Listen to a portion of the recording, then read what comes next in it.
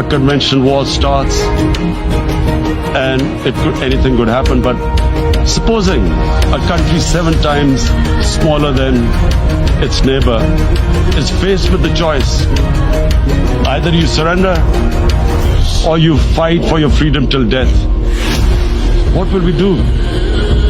I ask myself this question. And my belief is, La ilaha illallah, there is no God but one. And we will fight.